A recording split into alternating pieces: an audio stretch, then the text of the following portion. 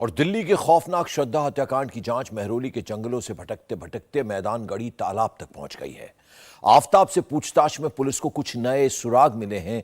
इसके बाद आज अचानक पुलिस टीम पूरे लाव लश्कर के साथ जंगलों से सटे इस तालाब पर पहुंच गई।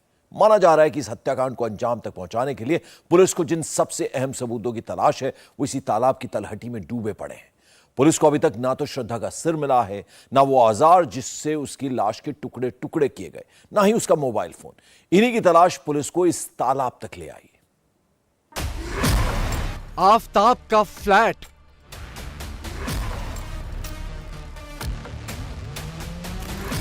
महरौली के जंगल,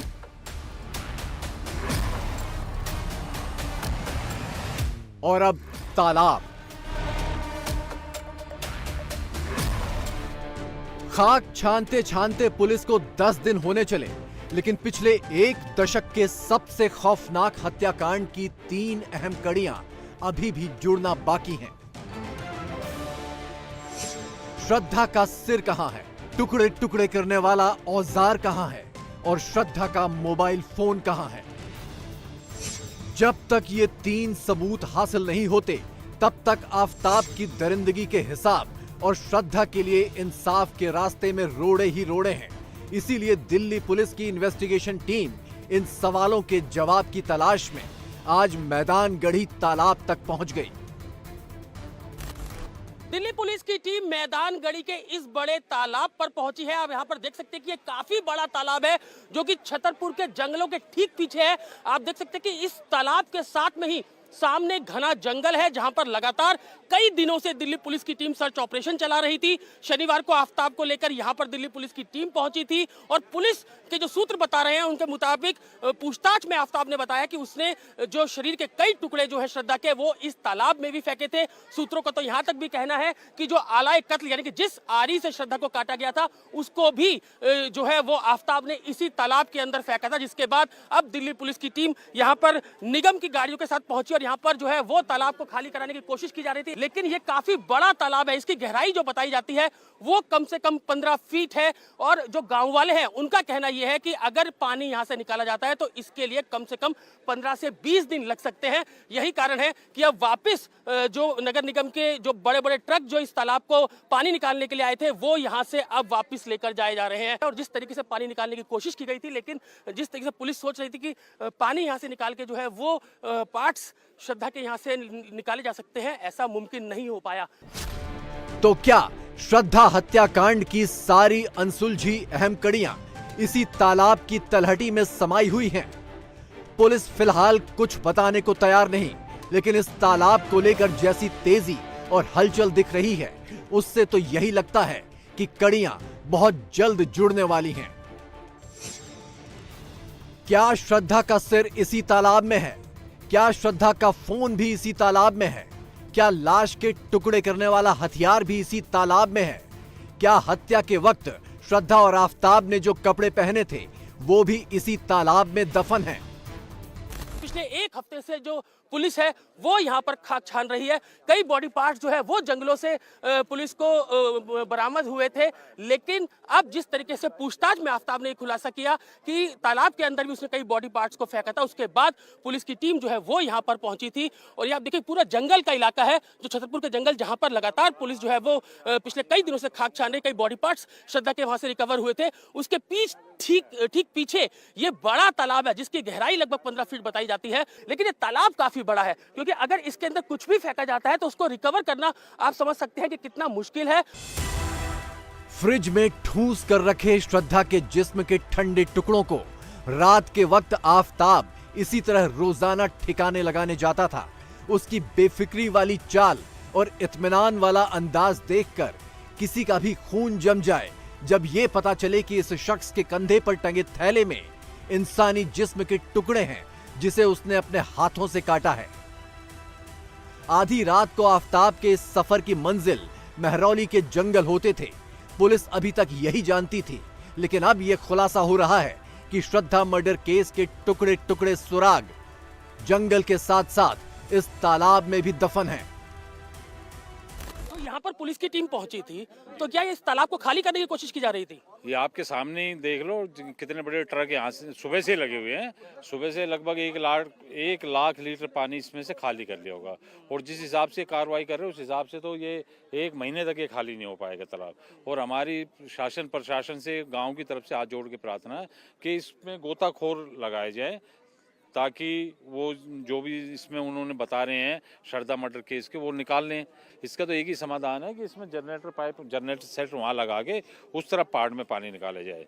इसका यही है, और ये 2 महीने से पहले खाली नहीं होगा जिस हिसाब से पानी निकाला। ये पीछे पूरा वही छतरपुर के जंगल है कुतुब मेट्रो पे निकलता है, ये वही जंगल है मैदानगढ़ी से हमारा कुतुब मेट्रो पे निकलता है। सुनने में आया कि कल लेके आई थी, जो सुनने में आया है कि कल उनको लेके आई, तब उन्होंने बताया था कि इस तालाब में हमने ऐसे से उनका वो शरीर का कुछ अंग, तो इस वजह से ये पानी निकाल रहे हैं।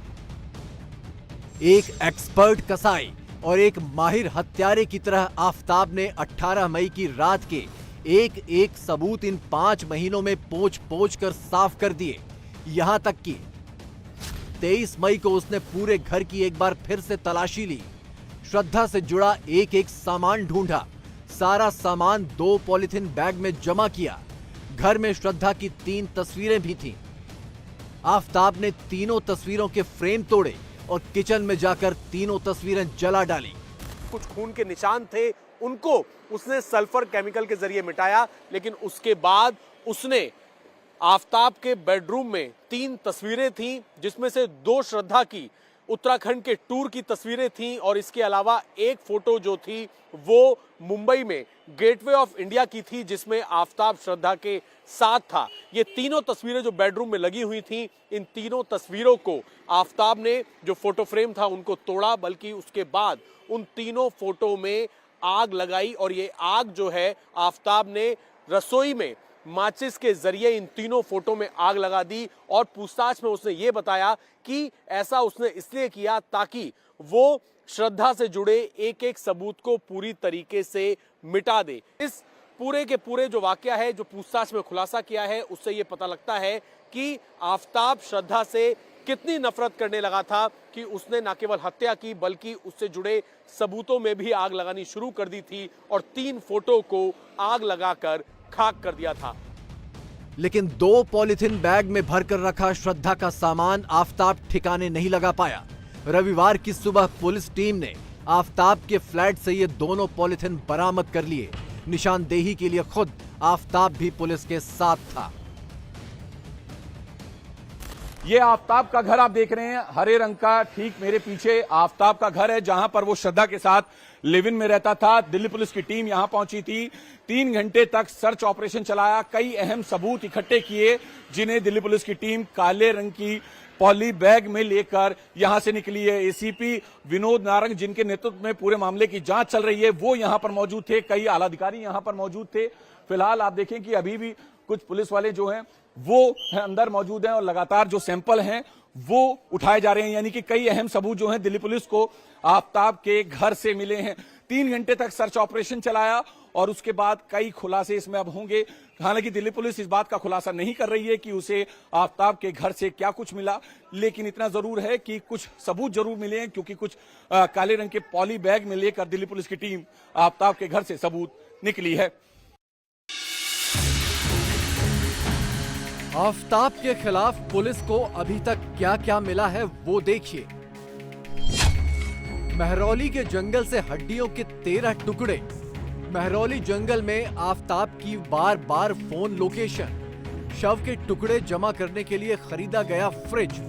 फ्लैट में खर्च हुए बेतहाशा पानी का हिसाब और फ्लैट में श्रद्धा का सामान। लेकिन आफताब को उसके अंजाम तक पहुंचाने के लिए सबसे पहले ये जरूरी है कि पुलिस साबित करे कि श्रद्धा की हत्या हो चुकी है। ये तब होगा जब पुलिस ये साबित कर पाए कि जंगलों में मिले मांस और हड्डियों के टुकड़े श्रद्धा के ही हैं। इसके लिए इन टुकड़ों का श्रद्धा के पिता से डीएनए मिलान कराना होगा। इसके लिए पुलिस ने श्रद्धा के पिता का ब्लड सैंपल ले लिया है, लेकिन अपनी बेटी के जिस्म के टुकड़ों की खुद से पहचान मिलाने की बात सुनकर ही पिता का खून जम जाता है। जिस तरह से उसकी बॉडी पार्ट्स के साथ में कह सकते हैं कि एक हैवानियत वाला तरीका अपनाया गया, तो आप किस तरह से इंसाफ की मांग करते हैं, क्या चाहते हैं कि आफ्ताब को किस तरह की सजा हो? नहीं, अगर उसने ये ऐसा किया है कांड तो फिर उसको तो फांसी की सजा ही होनी चाहिए। आपको लगता है कि आफ्ताब के माँ बाप को इस बात की जानकारी थी कि उनके बेटे ने कुछ किया है? मुझे ऐसे लगता है ये सब जानते थे और ये भी मिले हुए होंगे। ऐसा आपको शक है? इसलिए जब मैं इनसे पहली बार मिला तब से वो लोग भी मुझसे झूठ बोलने लगे ना। पूरी जानकारी थी, ऐसा तो लगता नहीं, ये कंफर्म है। ये लोग भी इसमें शामिल है ऐसा मुझे लग रहा है। ये इस केस को लोग लव जिहाद के एंगल से भी देख रहे हैं कि आफ्ताब जानबूझ के प्लान करके किया। आपको लगता है ऐसा कि लव जिहाद है या जानबूझ कर किया प्लान करके? देखिए, अभी ये मैं डायरेक्ट तो नहीं बोल सकता हूँ, लेकिन हो सकता है और वो एंगल से भी उसकी जानकारी उसकी इन्वेस्टिगेशन होनी चाहिए। हत्या और फिर दरिंदगी की ये दास्तान शायद ही पहले कभी देखी या सुनी गई। 18 मई को दिल्ली के छतरपुर के इस फ्लैट में जो हुआ वो सुनकर लोगों का खून खौल रहा है। आफ्ताब की वहशत सियासत के दरवाजे तक भी पहुंच गई है। दिल्ली के एमसीडी चुनाव में भी आफ्ताब की करतूतों की दुहाई दी जा रही है।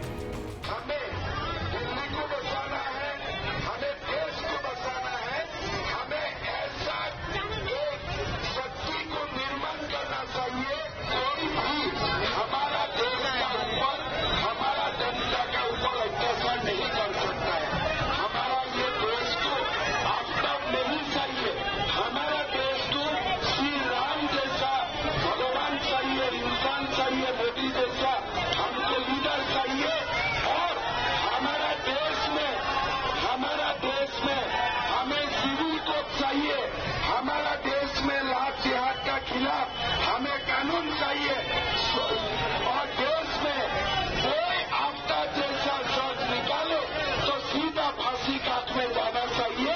ऐसा कानून हमारा देश को चाहिए। आफ्ताब की दरिंदगी और श्रद्धा के खौफनाक अंत की कहानी का आखिरी चैप्टर भले ही दिल्ली में लिखा गया हो, लेकिन इसकी शुरुआत मुंबई में ही हो चुकी थी, जब श्रद्धा पिता का घर छोड़कर आफ्ताब के साथ लिव इन रिलेशनशिप में रहने चली गई थी। इस कहानी की परतें उधेड़ने के लिए मुंबई पुलिस ने उस परिवार का भी बयान दर्ज किया है जिनके घर में ये लोग किराए पर रहते थे। लिविंग रिलेशनशिप में आफ्ताब और श्रद्धा जिसके घर पर रही हैं, ये वो जयश्री पाटिल हैं। इनका भी बयान जो है दिल्ली पुलिस ने दर्ज किया है और इनका ये कहना है कि उन्होंने खुद को पति पत्नी बताकर जो है वो अपना बयान दर्ज कराया था। छोड़कर गए, क्या बता, पति पत्नी थे वो लोग? अभी क्यों गए मुझे नहीं, वो लोग पत्नी बताया था उन्होंने आपको? हाँ 10 महीना शायद रहे थे। हाँ क्योंकि मेरे को वो सुना है। हाँ ये खाली मैंने जब रहने को आई तब मेरे को पता चला, ऐसा कंप्लेंट कुछ नहीं आई थी। मेरे को खाली मालूम पड़ा, मैं थी नहीं इधर, मैं अपने बेटी के घर में रहती थी। ये लोग चले गए, मैं आ गई। जब मैं आई ना लास्ट में, जब ये लोग के घर में ज्यादा कुछ सामान नहीं था, बस इतना मेरे को पता है। किचन में सामान नहीं था, किचन में सामान नहीं था बाकी। हाँ 10 महीने रहे लेकिन किचन में ज्यादा सामान नहीं था बस। मुंबई में रहने के दौरान श्रद्धा के साथ आफ्ताब ने जो कुछ किया उसे लेकर आफ्ताब के परिवार पर भी सवाल उठ रहे हैं, लेकिन किसी भी सवाल का जवाब देने के लिए परिवार मौजूद ही नहीं है। आफ्ताब के परिवार वालों के मोबाइल फोन स्विच ऑफ हैं। परिवार फिलहाल कहां रह रहा है ये किसी को पता नहीं है। परिवार के मकान छोड़कर जाने की वजह भी साफ नहीं है। सूत्रों की माने तो आफ्ताब का परिवार इस वक्त अनट्रेसेबल है। आफ्ताब के परिवार का यानी कि उसके माँ बाप और भाई का फोन बंद आ रहा है और दिल्ली पुलिस ने जितनी भी कोशिशें की आफ्ताब के परिवार से संपर्क करने की, आफ्ताब के परिवार से संपर्क नहीं हो पाया। ऐसे में अब दिल्ली पुलिस के कहने पर मानिकपुर पुलिस ने 2 टीमें बनाई है जो कि आफ्ताब के परिवार का लोकेशन ट्रेस कर रही है और वसई से लेकर मीरा भाईंदर, काश्मीरा इलाके में उन तमाम संभावित जगहों पर आफ्ताब के परिवार की खोजबीन की जा रही है। आफ्ताब के परिवार ने यूनिक पार्क सोसाइटी के सेक्रेटरी को ये बात कही थी कि वो Kashimira Mira road side shift हो रहे हैं, लेकिन आधिकारिक तौर पर कोई ऐसी पुख्ता जानकारी, कोई पुख्ता एड्रेस जो है नहीं दिया गया था। अभी अमीन पूनावाला कहाँ है, कुछ जानकारी? ये आइडिया नहीं दोस्त, किसी को आइडिया नहीं है। बॉम्बे जाने कोई एड्रेस, नाम, पता, नंबर? नहीं सर जी, वो सब नहीं मिला है। कोई रेंट एग्रीमेंट, फ्लैट का एग्रीमेंट मांगे थे अब्दुल्ला भाई? नहीं नहीं, उसका स्टेटमेंट दिया हम लोग ने। हाँ, 20 दिन यहाँ से जाने के समय बात हुई थी, उसके बाद बात नहीं हुई। एग्रीमेंट नहीं, एग्रीमेंट वगैरह तो अभी रेंट पे दिए हैं, तो एग्रीमेंट वगैरह तो है हम लोग के पास। श्रद्धा के मोबाइल चैट, पुरानी तस्वीरों और कुछ जानकारों की गवाही से ये बातें साफ हो चुकी हैं कि आफताब इस रिश्ते के कुछ दिनों बाद ही श्रद्धा के साथ किसी साइकोपैथ की तरह बर्ताव करने लगा था। ये भी खुलासा हुआ है कि झगड़े के दौरान आफताब श्रद्धा के जिस्म को जलती सिगरेट से भी दागता था। इस दौरान श्रद्धा की मदद करने वाले उसके तत्कालीन मैनेजर करण ने पुलिस को ये सारा वाकया सिलसिलेवार तरीके से अपने बयान में दर्ज करवा दिया है। जो उसके साथ में हाथापाई हुई थी नवंबर में, और जो फर्स्ट टाइम में वो श्रद्धा ने रिपोर्ट किया था, बस वही डिटेल मैंने शेयर की। तब मैंने उसकी हेल्प की थी मेरे फ्रेंड के थ्रू, यहाँ पे पुलिस स्टेशन उसको भेजा गया था और हॉस्पिटलाइज कराया गया। बस हाँ, गॉडविन से मैंने बात की थी, गॉडविन ने हेल्प किया था पुलिस में एक बार। श्रद्धा के पेरेंट्स से मेरी कोई कांटेक्ट नहीं था। जो मैंने जो व्हाट्सएप चैट्स थे वही चीज़ें मैंने पुलिस के साथ शेयर की और कुछ शेयर नहीं किया मैंने। श्रद्धा की ये तस्वीर, चेहरे पर जहां तहां चोट के निशान, उन दिनों की है जब वो मुंबई में आफताब की हैवानियत का शिकार हो रही थी। हालत ये हो गई कि अस्पताल जाना पड़ा। नाक पर चोट, पीठ पर चोट, गर्दन पर चोट, पैरों पर चोट। अस्पताल की इस पर्ची में हैवानियत का सारा कच्चा चिट्ठा मौजूद है। पेन में थे, मैं उनको एक हॉस्पिटल लेके गया था जहाँ से उनको प्रिस्क्राइब ड्रग चाहिए था। वो उसके बाद मैंने उनको हेल्प किया था।